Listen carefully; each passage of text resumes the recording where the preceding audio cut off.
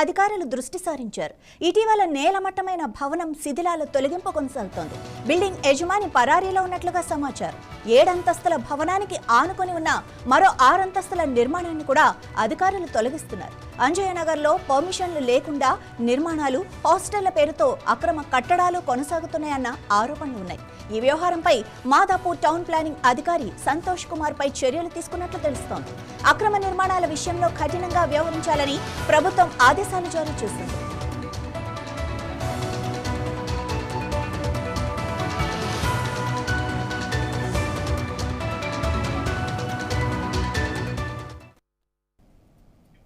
ఇదే విషయానికి సంబంధించి మరింత సమాచారం మా హైదరాబాద్ ప్రతినిధి ప్రశాంత్ అందిస్తారు. ప్రశాంత్, అక్రమ నిర్మాణాలు అంటే చాలానే ఉంటాయి హైదరాబాద్లో. ఇలా పర్మిషన్ లేకుండా మరొక అంతస్తు వేసి సో వాటిని అన్నింటినీ కూడా ప్రక్షాళన చేస్తారా? ఎస్ మాధవి, ఇప్పుడు హైదరాబాద్ నగరంలో హైడ్రా వచ్చిన తర్వాత మాత్రమే ఈ కొన్ని కబ్జాలు ఏవే ఉన్నాయో వాటన్నిటిపైన పరడా దుర్గిస్తూ వెళ్తున్నారు. సో నిన్న జరిగిన గచ్చిబౌలిలో అంజయ్ నగర్ లో జరిగిన ఇన్సిడెంట్ తర్వాత సో మరోసారి హైడ్రా తన ప్రభావం చూపించేందుకు ఉంటుందని చెప్పుకోవచ్చు. సో అక్కడ కూడా నిన్న జరిగిన ఇన్సిడెంట్ తర్వాత స్థానిక ఎమ్మెల్యే అరికోడ్ గాంధీ కావచ్చు, కార్పొరేటర్లు, టౌన్ ప్లానింగ్ అధికారులు అంతా కూడా ప్రదేశానికి చేరుకొని అక్కడ జరిగిన అంశానికి మొదటి నుంచి కూడా బిల్డింగ్ కి ఇచ్చిన పరిమితులకు సంబంధించి, అనుమతులకు సంబంధించి కావచ్చు, ఇప్పుడు జరుగుతున్న కన్స్ట్రక్షన్ పరిశీలనకు సంబంధించి కావచ్చు, అందరి చేతివాటం ఎక్కువగా కనిపించిందని అర్థమవుతోంది. సో అలాంటి నేపథ్యంలోనే అక్కడ టౌన్ ప్లానింగ్ అధికారులను కూడా సస్పెండ్ కూడా చేశారు. దాని తర్వాత ఇప్పుడు ఆ గ్రౌండ్ ఫీల్డ్ లో ఉన్న ముఖ్యంగా ఆ బిల్డింగ్ సంబంధించి మాత్రమే ఇప్పుడు మాట్లాడుకుంటూ వెళ్తున్నారు. ఒక 50 గజాల స్థలంలో తక్కువ ప్రదేశం ఉన్న ఆ బిల్డింగ్ ని అంత మేరకు కట్టుకుంటూ వెళ్తున్న అధికారుల పరిశీలన ఏమాత్రం జరిగింది?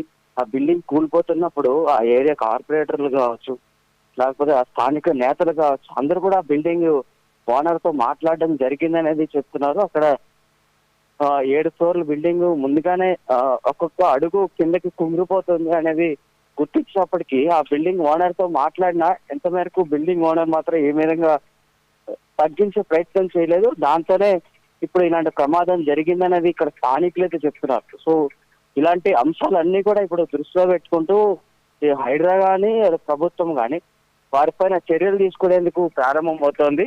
నిన్న బిల్డింగ్ పడిన తర్వాత ఆ శిథిలాలన్నీ కూడా తొలగిస్తూ ఆ ప్రాంతాన్ని ఇప్పుడు సేఫ్ జోన్ లోకి తీసుకురావడానికి వెళ్తున్నారు. కానీ ఇప్పుడు ఆ బిల్డింగ్ పడిన తర్వాత ఆ ప్రభావం పక్క బిల్డింగ్ల పైన కూడా పడింది. ఆల్మోస్ట్ అంత హైట్ లో 6 అడుగుల, అది 6 ఫ్లోర్ల ఎత్తులో కూడా ఇంకొక బిల్డింగ్ అలాంటివే ఉన్నాయి. సో అన్నిటిపైన యాక్షన్ తీసుకునేందుకు హైడ్రా ప్రభుత్వం ముందడుగులు వెళ్తోంది. మరి ఇంకా ప్రభుత్వం ఎలాంటి చర్యల్లో భాగంగా వెళ్తోంది? ఇప్పటికే హైదరాబాద్ నగరానికి సంబంధించి మాట్లాడితే ప్రక్షాళన ఒకవైపు జరుగుతోంది కబ్జాల పైన. మరి అలాంటిదే ఇప్పుడు హైదరాబాద్ లో ఇప్పుడు గచ్చిబౌలి ఈ ప్రాంతానికి సంబంధించి మాట్లాడితే ఇక్కడ ఓన్లీ నాటరీతో ద్వారా ప్రదేశాలన్నీ కూడా కొనుగోలు అని చేశాయనేది అక్కడ నాయకులతో పాటు అక్కడ స్థానికులు కూడా చెప్తున్నారు. రిజిస్ట్రేషన్ ప్రాసెస్ లేకుండా కేవలం నోటరీ పద్ధతిలోనే వెళ్ళింది. సో మరి అందుకే ఇంత మేరకు ఇంత ఎత్తులో బిల్డింగ్లు కడుతున్నారు. అన్నిటిపైన కూడా చర్యలు ప్రక్షాళన కూడా స్టార్ట్ కాబోతోందని చెప్పుకున్న పరిస్థితులు కనిపిస్తున్నాయి. మరి నిన్న దురదృష్టవశాత్తు భవన కార్మికులు చనిపోయారు. వారికి సంబంధించి ఇంకెవరు రెస్పాన్స్ అయితే తీసుకోలేదు. భవన నిర్మాణ అక్కడ బిల్డర్ కావచ్చు, అలాగే ఓనర్ కావచ్చు, ఎవరు కూడా బయటకు వచ్చి జరిగిన సంఘటనకు సంబంధించి తప్పు మాదని ఎవరు కూడా చెప్పట్లేదు.